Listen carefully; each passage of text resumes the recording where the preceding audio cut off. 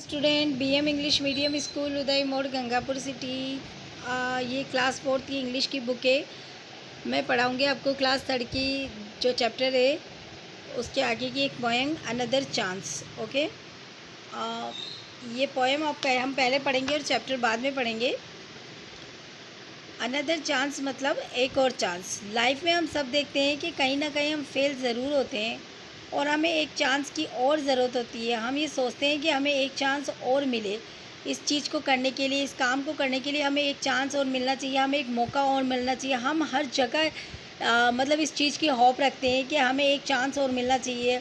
एक चांस था, हम गलत थे, इस वक्त हमारा काम गलत हो गया, पूरा नहीं हो पाया, तो हमें एक चांस और दें। इसी के ऊपर ये पोएम है।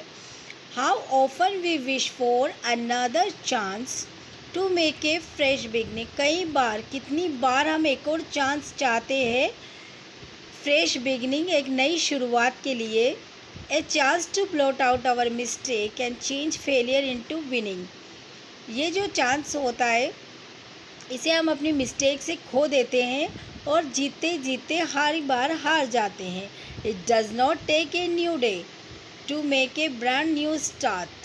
It only take a deep desire to try with all our heart, to live a little better and to be always forgiving and to add a little sunshine to the world in which we are living। ये इसी के ऊपर बताया गया है कि life में कभी भी हम फेल हो जाते हैं तो हमें होपलेस नहीं होना चाहिए, हमें आशावादी रहना चाहिए और एक नए चांस की तरफ हमें बढ़ना चाहिए।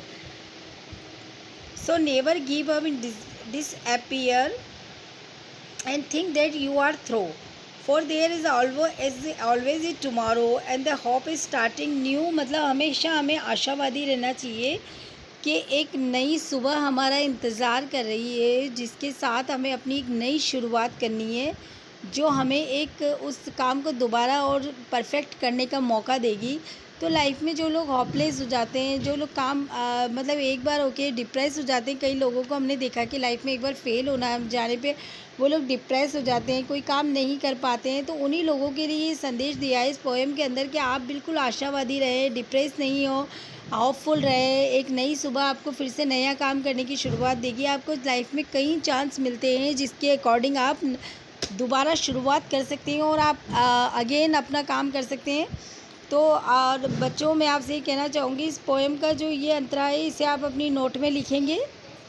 It does not take a new day is to make a brand new start, world living तक ऐसे आप लिखेंगे। उस पैराग्राफ को आप लिखकर इसे लर्न भी करेंगे।